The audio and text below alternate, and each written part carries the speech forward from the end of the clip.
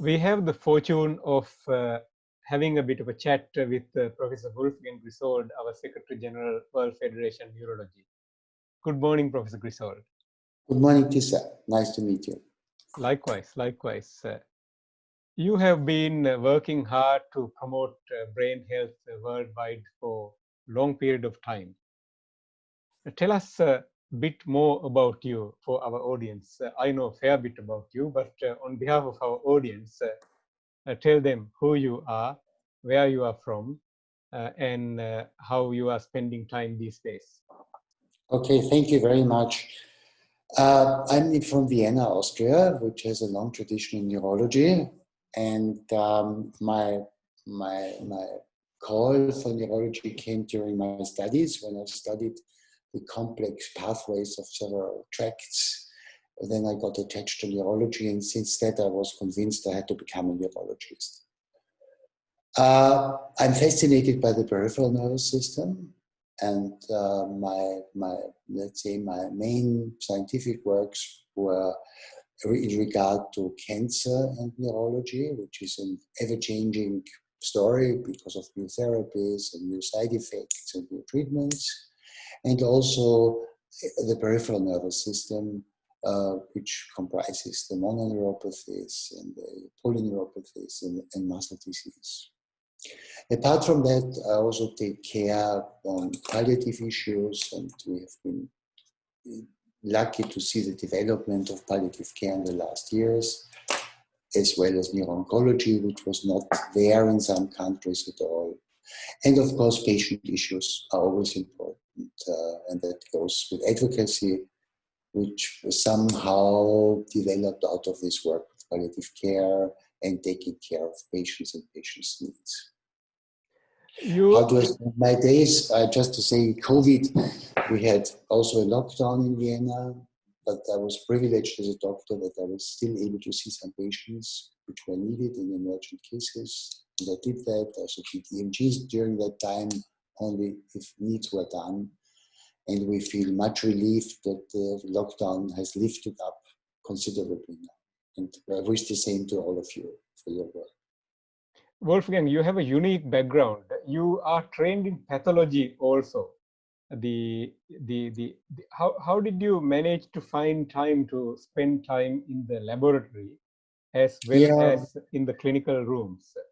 Yes, well, this was, I mean, maybe this has something to do with the tradition of Austria's neurology, because in Austria, some parts of neurology came out of neuropathology. This is a very long history, and I just want to mention the name Marburg, who is known for a specific disease of MS, Obersteiner, who had this trend. And they tried to make a connection between neuropathology and the clinics. And I come from that school because my teachers, in particular Professor Jellinger, is let's say, a proponent of that school coming from pathology. And of course, there are other schools like electrophysiology who thought for a long time they are the only persons in the world to take care of neurology. But the truth is, we have so many things now. We have genetics, we have imaging, we have pathology, we have physiology, we have chemistry. And we have to unite this picture, and there's not one look anymore. And coming from that school, to explain my background, is also that the classical peripheral neurology also was always a mixture of clinics, pathology, biopsies, and electrophysiology. And doing that, one naturally had to do that. So during your residency, did you spend half of your time in pathology lab and the other half in clinics, or did you spend bulk of time and finish one component and then move to the other component? How did that work? Yeah, mostly during my training, mostly, let's say half-half. I spent the morning, in the afternoons in the hospital, and then I went to the pathology lab and did some work there, which was often related to what I did. For instance, when we had interesting cases, we were able to do some neuropathology. I was also very privileged to have my internal training for 1 year in hematology. And I got to know at the time when the therapies were very much restricted, but still the effects of cancer, lymphoma, leukemia on the peripheral nervous system and on the central nervous system were tremendous. And I was privileged to be able to study that and look at that. And I learned and took a lot of instructions from this period of my time. That probably sparked your early interest in neuro-oncology. No, I came already there with some neuropathology interest, but this was very important to be able to look at that and to do this kind of pathology. Right. I think you then went on to chair the neurology department in Vienna General Hospital, if I remember correctly. No, not in the general hospital, in a smaller hospital. It's called Franz Joseph Hospital. It's a department that was, when I came, very small with, 20 beds. And finally, we had it with 2 departments, and 60 beds, and a stroke unit. And I was very privileged that at the time when I chaired the department, neurology was really in an upstream, and the development of stroke units. It was recognized that stroke was not an internal disease, but it was a neurologic disease. And many supports came also from the public health systems for neurology.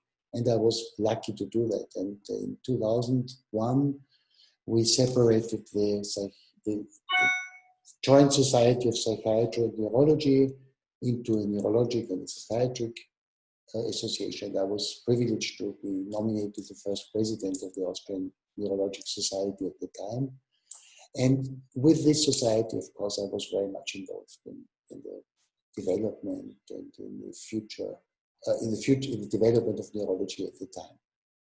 When did you get involved with the World Federation Neurology? Yeah, this is a very interesting question.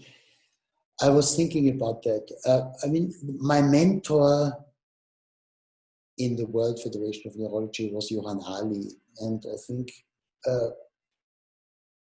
it was maybe before 2010, he gave me a call and said, could you give a little time to the World Federation of Neurology? I'm really touched by that because he was a very, very modest person. And giving a little time was give all your time to the World Federation of Neurology.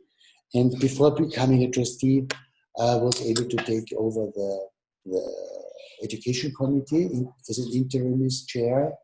And as I'm always very interested and very devoted to education, this was a great opportunity to bring some ideas that I developed with the EFNS and with the UNS, like the European Board Examination and other educational tools into the World Federation of Neurology. And finally, I think we were very lucky to have some of those tools develop well as the department visits and also the teaching centers, which are in fact a good idea of the World Federation.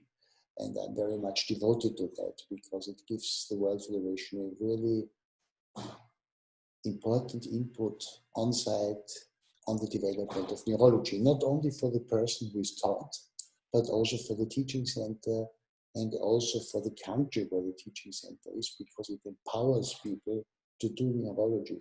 And that's very important for the World Federation, to empower our members. I think this is a good segue to remind our audience that neurological disorders as the leading cause of disability from global burden disease data, almost affecting nearly 1 in 3 of every human beings. We both have seen the tremendous growth of World Federation Neurology and the collaborative way that World Federation Neurology is working with all other professional societies and specialty interest groups within World Federation Neurology also. Now we have the remarkable Global Neurological Alliance. Tell us a bit more about Global Neurological Alliance and where do you see the world is heading despite we are in the middle of a pandemic? Do you see light at the end of the tunnel? Well, I answered the first question with COVID. And I mean, we don't know yet. I mean, we are overwhelmed with all reports that we receive on probable neurological effects or definite neurological effects. And at the moment, I think we just have to be patient to see how we pass this epidemic. I mean, the epidemic will not be the only one in the world, and it's a really incredible one, but we have to keep up our stamina to help our patients. We must not neglect other diseases because being in a shock with the pandemic of coronavirus, and it's our duty to continue as good as we can. The GNA is a construct that comprises many societies worldwide, many specialist societies. And I think the idea is that being together on a joint force to reach for brain health is an enormous advance than fighting alone.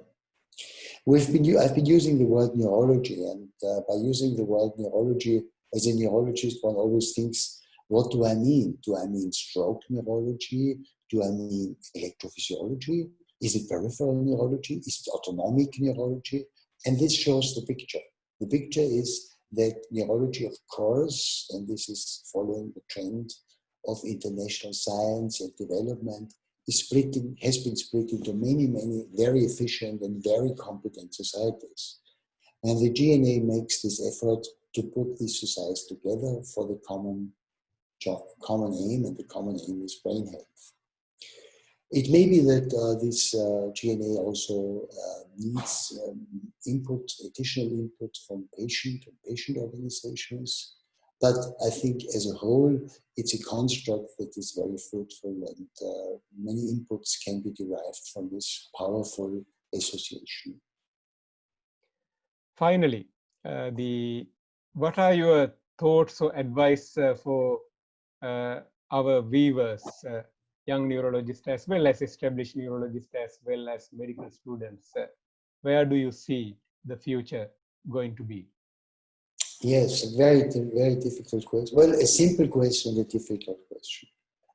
The simple answer is neurology is very important, and if you choose neurology, you have to go for the field, you have to be an advocate for patients, and you have to engage in neuropolitics.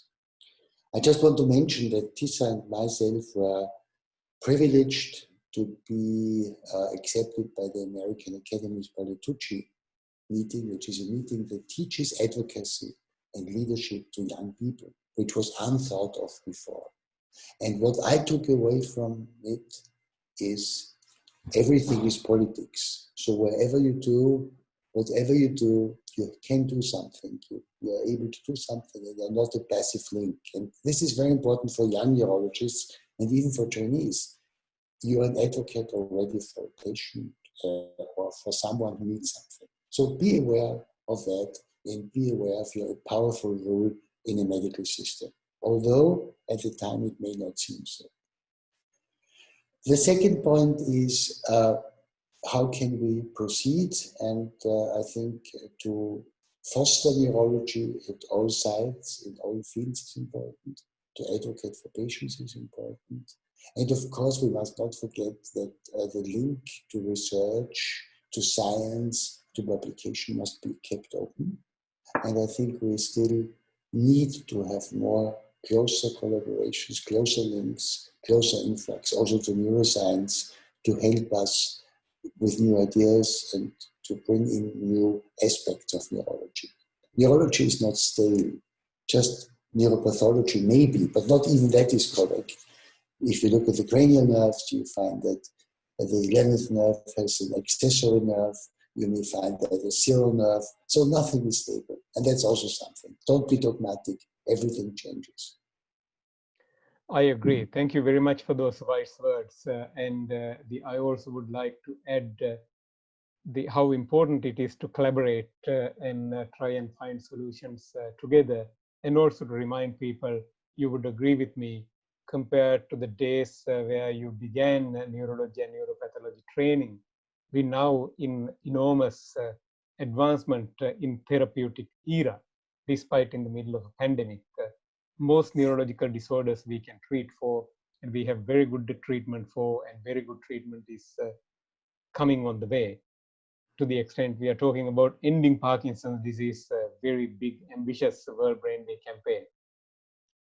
The World Brain Day was introduced 2013 and at the World Congress in Vienna, and it should commemorate the foundation of the World Federation in 1957. By celebrating a World Brain Day, several aims are sought for. One aim is to promote neurology as a whole. The second one is to promote a special topic, and the special topic would be like stroke a few years ago, epilepsy. Last year it was headache and migraine, and this year it is Parkinson's disease. By promoting a specific topic and a specific disease, we want to alert our members, and the World Federation at present has 122 members, to organize in their local environment what is needed to promote neurology and to promote the topic of the disease. And indeed, in the past years, we have always received reports on that. To do that, we are trying to help our members with tools, suggestions for press mailings, and on the day, as usual and as always, there will be there used to be a conference, and this year it's going to be a webinar that will be also interactive. I'll stop you there, Wolfgang. You said that one of the key themes of World Brain Day is promoting neurology. Now, there would be viewers who are not neurologists. We should remind them that neurological disorders are the leading cause of disability. Almost 1 in 3 of us are going to succumb to or subject to a neurological disorder. So brain matters. Remind the viewers by promoting neurology and by promoting a specific disease affecting brain, we are actually promoting human health. After all, without our brains, we are nothing. It is because of our brains we are fighting the pandemic that we are currently fighting globally. So tell the world that they should be caring about World Brain Day, not because we bunch of neurologists wanted to promote neurology, we wanted to promote better brain health. So if they wanted to join, how could they join? What are the ways that they can access the material that we have created as World Brain Day Committee of World Federation Neurology? How can they access them? Yeah, Tissa, if I say neurology, this is a term which is more or less like the spearhead. And I think we're all aware that it's not only neurologists who is a small and exclusive circle of people who do good work worldwide on neurological topics, but it's also many healthcare professionals that are devoted to neurology. We have patients, a huge number of patients that we need to address more than we have done. And also we have the very important aspect of carers, people who spend most of their life taking care of a beloved one who has a neurologic disease, which is in particular important in Parkinson's disease when people are handicapped and are not able to move as well as they could or not at all. So if I make the wrong impression saying I'm just fostering neurology, it's the spearhead, it's the movement of neurology. And of course, only neurology will be able to press forward the important news of neurologic diseases and of neurologic contents. And that's one of the aims of the World Brain Day. How can we use it? If you look at the website, we have a special department on the World Brain Day, and you will find some suggestions for presentations, banners, and very soon you will also find a PowerPoint set with the most important facts of Parkinson's disease that can be easily distributed and was developed as an educational tool by the MDS and by the World Federation of Neurology. So the Parkinson's disease, you made the good point that this year's theme is Parkinson's disease. As we are aware, the number of Parkinson's disease patients in the world literally doubled from 1997 to 2017, or rather 1996 to 2016. So it almost behaving like its own pandemic. Why Parkinson's disease this year? Well, this is always we have a committee that decides, and we also have listened to the voices of our members, and it was carefully selected. There are so many neurologic topics that need fostering that it's always good to explain why to select one. Well, Parkinson's is a very frequent disease, and it affects many people. It affects mainly elderly people, but not only, as we know. It is a disease that has an acute onset and a very different way of progression. And we all know that it's a disease that is progressing in the end despite all drugs. And it's not only drugs that are used and not only modern therapies, but therapy includes also taking care of the patient, helping, enabling the social framework.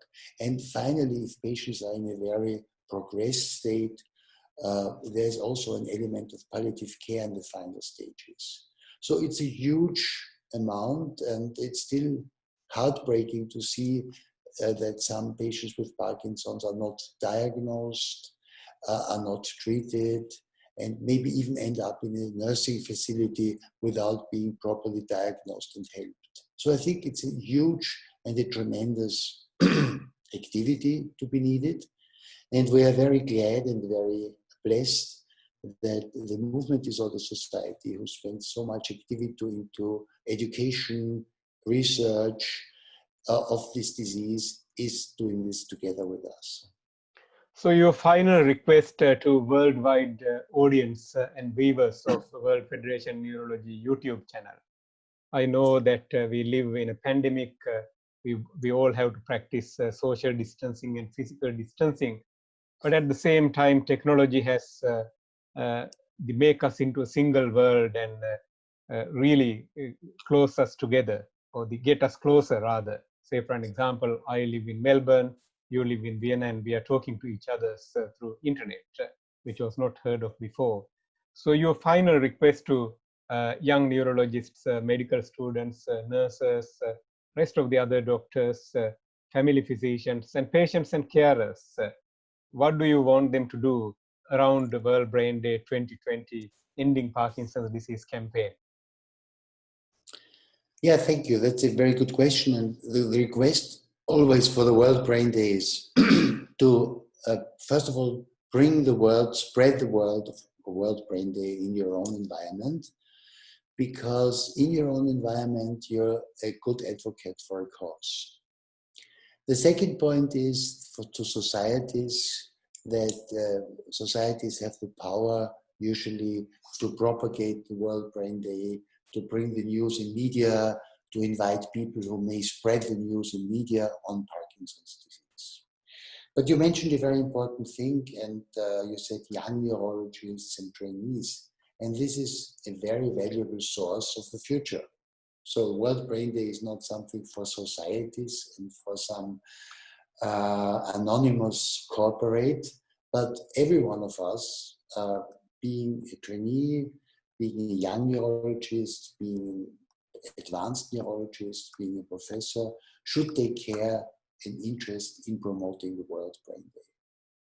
The same is, of course, true for patient organizations, and we are also, I must say, very lucky to have the MDS with us, who has lots of experience with patient organizations, who take this up, who do organizations, who go on media, and who ask for things they need. Because, as we know, worldwide, the needs of patients, of societies for diseases is quite different, also according to the needs that are available. And thirdly, of course, patients and carers are addressed, and it should also give them an impulse, an input to ask to do more for the disease. Thank you very much for your time. Before we wind up this interview, you have edited a beautiful book on advocacy. Those neurologists and doctors who wanted to do things for their society and community, who wanted to get things done but do not know how they do those things completed, this book is a nice compendium or a cookbook, how to be a great advocate. Tell us about this book a little bit, and then how people can get this book so that they can become the best advocates for their patients. Thank you. When we were asked to, Dr. Struhal and my son Thomas are the co-editors to develop this book, we didn't know what the word advocacy means. And to say it in very short terms, I still hesitate when I say it, but I usually use the phrase and say, advocare from Latin means to speak for someone. And I think that hits the whole meaning of the word. Everyone can speak for another person. And of course, we as doctors are privileged to speak for patients or for carers or for a thing. A thing could be how to get a drug which is not available in the country, or how to get the social aspect of someone.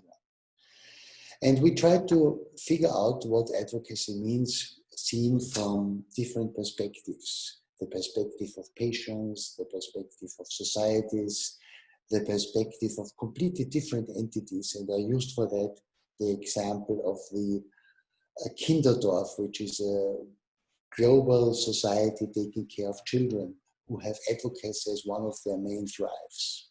And what came out was a book describing various approaches to advocacy.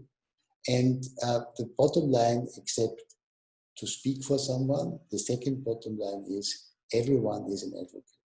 Also, and it's an implicit duty of every doctor, of every physician, of every neurologist to be an advocate for the patients or for a cause. I agree. Thank you very much for your time. And I read the book. In fact, I had the good fortune of writing 2 chapters to it also. We live in a pandemic and these are unprecedented times. And this is the best time to harness your advocacy skills and do the best that you can do for the humanity.